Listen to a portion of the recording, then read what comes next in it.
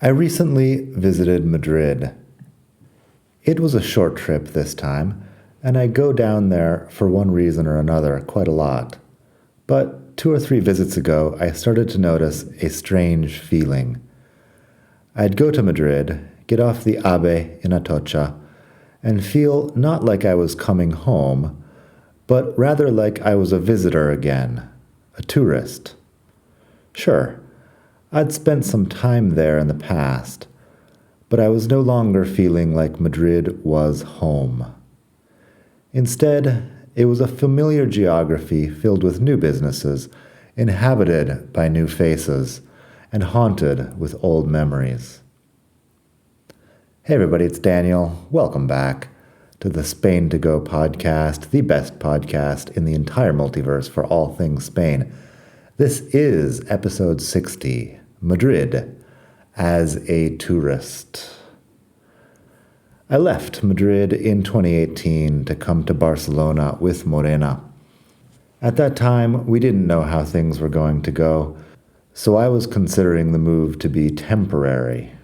This after about 13 years living in Madrid, first in the south, Lucero, Puente de Segovia, Vallecas, then in the north, in Tetuan. I loved Madrid. In fact, I still love it. But it no longer feels like home. More than 5 years later, we're married. Morena's got a career, and together we've got a 30-year mortgage. So I guess Barcelona might be a bit more permanent than I originally thought. Whenever anybody finds out I've lived in both Madrid and Barcelona, they ask, which do you like better? This is a big question here in Spain. A lot is riding on the Madrid versus Barcelona debate. National identities, tourist money, and foreign investment, to name a few. My answer, what I always tell people, is that I prefer Madrid, with the big caveat that I was there for most of my 20s and early 30s, and for various reasons, life is more exciting when you're younger. That slender ball of hormonal angst and post-teenage horny energy that was Mr. Chorizo in his 20s could probably have fallen in love with other cities. I variously considered, back when it was time to get out of Arizona, going to Paris or Milan or Buenos Aires or Rio de Janeiro. I knew very little or really nothing of any of those places, except that they sounded more exciting than Phoenix, and ended up in Madrid due to a series of accidents, one of which was the fact that I already spoke some Spanish. But it's easy to imagine things going differently. The universe may be a vast constellation of atoms bumping into each other at random, and if, for example, a sultry, dark-eyed Brazilian tourist had walked into the cafe where I was working back in Arizona and so much as smiled at me, well, I might be writing this from South America right now instead of Europe. Unfortunately, we had few Brazilian tourists in my stretch of desert outside Phoenix. One thing led to another, and here I am. There I was, living in Madrid. And now, in Barcelona, visiting Madrid, and feeling like a tourist all over again. Hopping off the AVE, our first stop is Sichuan Kitchen, our favorite Chinese restaurant. We used to go all the way to Usera for this place. They had 5 or 6 tables and a tiny kitchen. A few years ago, they moved up to Plaza España and expanded their operation, and now we go there every time we're in town, sometimes every day we're in town. After dinner, try the panceta dos veces cocida. We walk around to see the Christmas lights. I'm not heavily Christmas-spirited, but something about bright lights floating around the sky on a cold, dark night tickles my primate brain in just the right place and gives me a feeling of something transcendent. The next morning, we have coffee at Hanso, the hipsterish place on Calle del Pez. When we're done, Morena catches the train off to see her friend Xavi defend his doctoral dissertation, and I hit the streets, walking north. On Calle Fuencarral, nothing much is open yet except the few old man bars. The Asturian place I used to go for cheap fried food and abundant sidra is now apparently an honest Greens. A lot of the city center has become more luxury or more hipster in my absence. Not that that's anything new. For how much people complain about declining standards of living, it does certainly seem like the amount of luxury in the world is expanding. Faces of old friends and exes float by as Malasaña turns into Colón, turns into La Castellana. Memories appear like ghosts, and every corner is haunted. I'm sure my exes would be thrilled to know about the mundane things that now remind me of them. Latina, who I dated on and off for 2 years, her memory is now inextricably tied, for reasons I cannot quite fathom, to line 27 of the bus system. My friends to streets where we once had a chance encounter, or to bars where we'd spend the evenings. Officially, I have a plan today. Find some steak, donate some blood, and visit some friends who have just had a baby.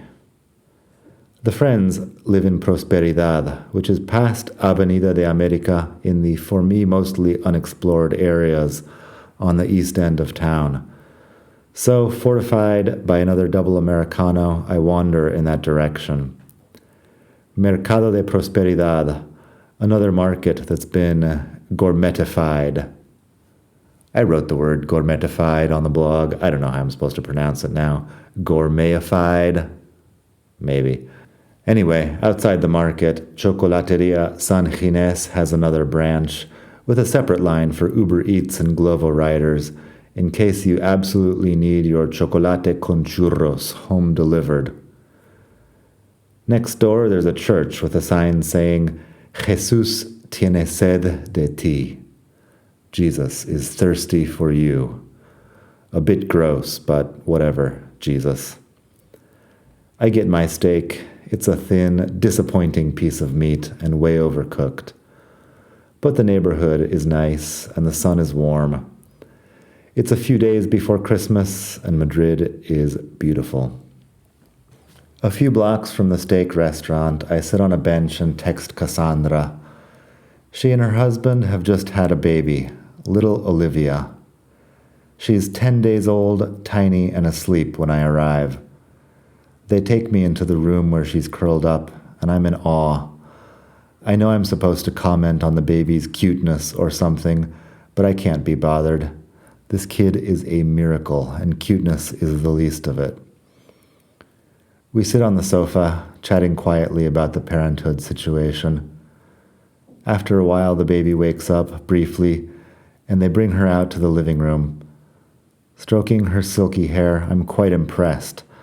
Perfectly formed tiny humans popping out of other regular-sized humans. Amazing. If the universe is, in fact, nothing but atoms bumping into each other in a mostly empty void, there's no reason for conscious life to exist. But it does. I don't know what you've got planned for your 40s and thereafter, but I'm apparently going to be some sort of annoyingly sober health nut and spiritual or religious person.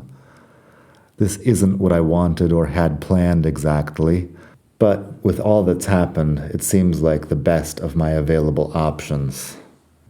I hang out for an hour and then leave the happy couple to their parenting. I'm off to donate blood. Up at Hospital de la Paz, the blood donation center is starkly lit and decorated with children's drawings. The nice old lady who's always been there is puttering around when I arrive.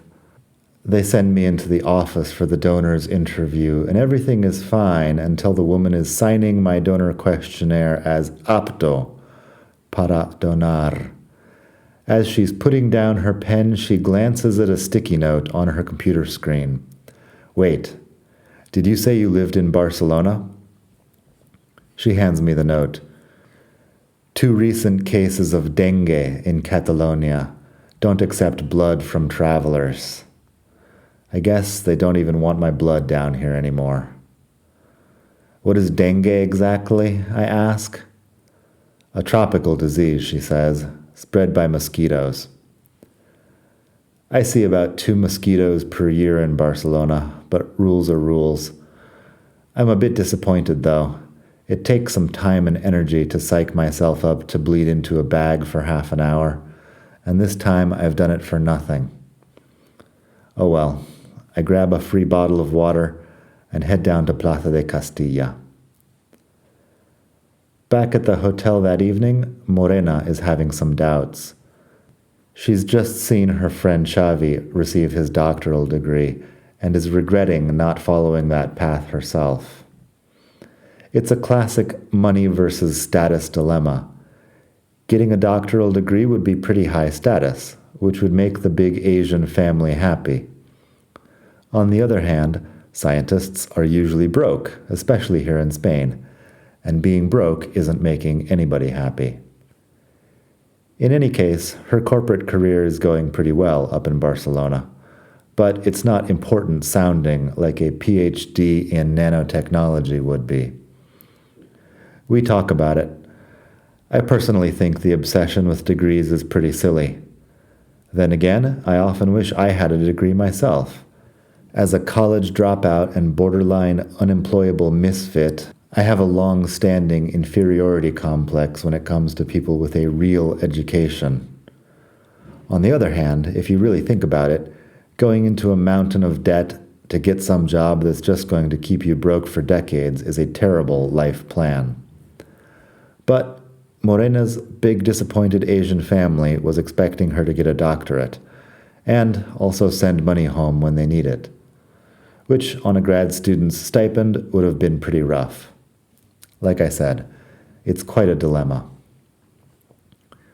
The next day we go to Mercado Mostenses for breakfast. Here's a market that's not yet gourmet. There are several Peruvian bars among the food stalls, and sitting at one, we order coffee.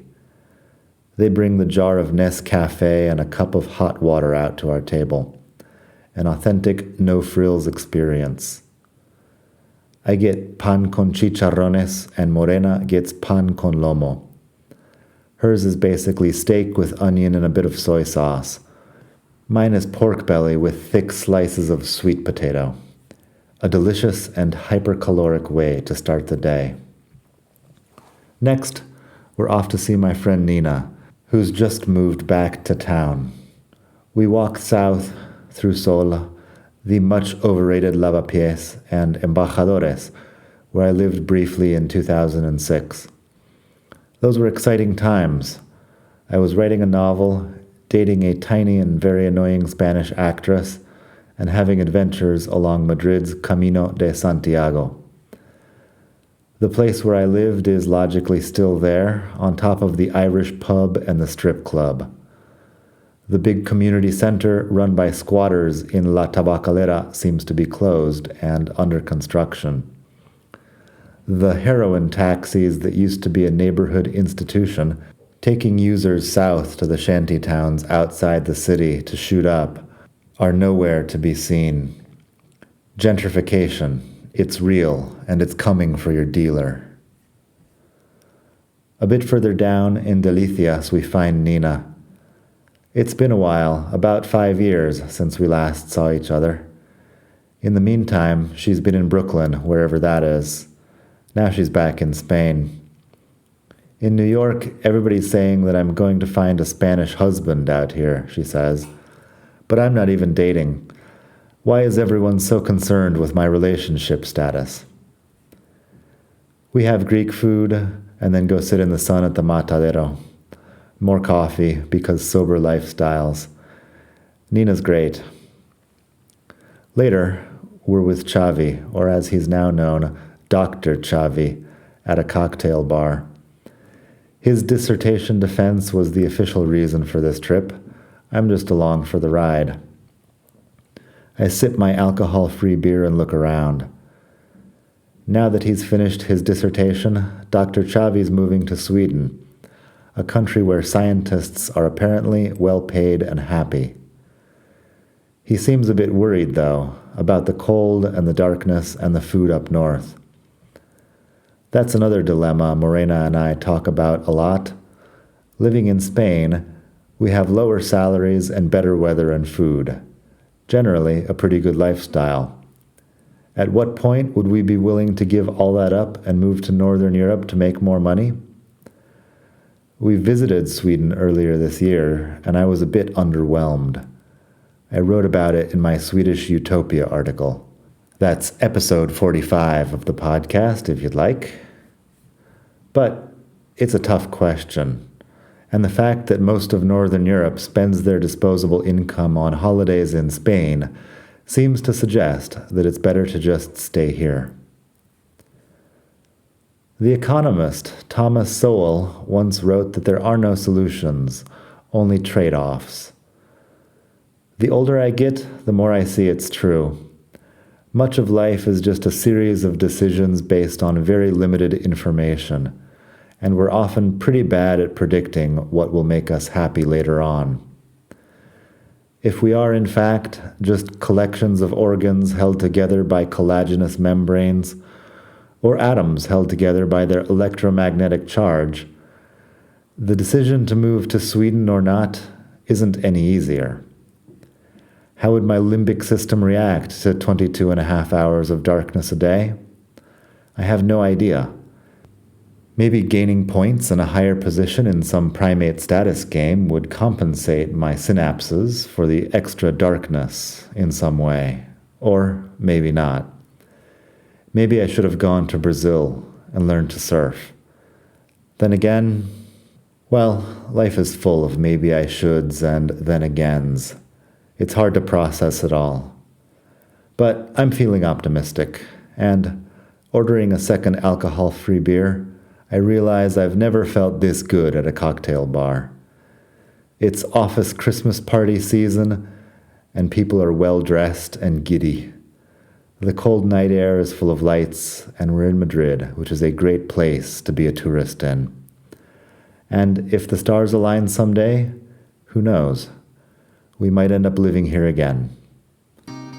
That's all I've got for today. Have a great holiday season, and I'll see you in the new year. As usual, thank you very much for listening. Episode 60 is kind of a big thing. I started this in 2020, not having much else to do, with everything closed and locked down, and here we are, 60 episodes later. I'm very happy that you're listening. Please subscribe wherever you subscribe to podcasts. Give me a review on Spotify or on Apple Podcasts or wherever else you can. If you've listened this far, I assume you have enjoyed this, and the reviews help a lot. You can also donate to the podcast. Go to expatmadrid.com/donate. You can donate €3, you can donate €300, whatever suits you. I appreciate it all, and I will use it to buy coffee, sparkling water, alcohol-free beer, and other healthy beverages for annoyingly sober, spiritual/religious people in their 40s. While you're at expatmadrid.com, please send me a message, expatmadrid.com/contact. I think there's a couple of places on there where you can actually just send me an email, or you might already have my email due to the various ways I am contactable. You can follow me on Instagram. Just use my name, Daniel Welsh, WELSCH, and you'll find me there. You can read some of the many articles that do not make it to the podcast, but which, are about all kinds of things. Madrid, Barcelona, Spain, and other. I have, my various interests out there. I'm on YouTube. Learn Spanish with Daniel. Just put that into Google and then find a YouTube channel. It should be pretty easy. Learn Spanish with Daniel.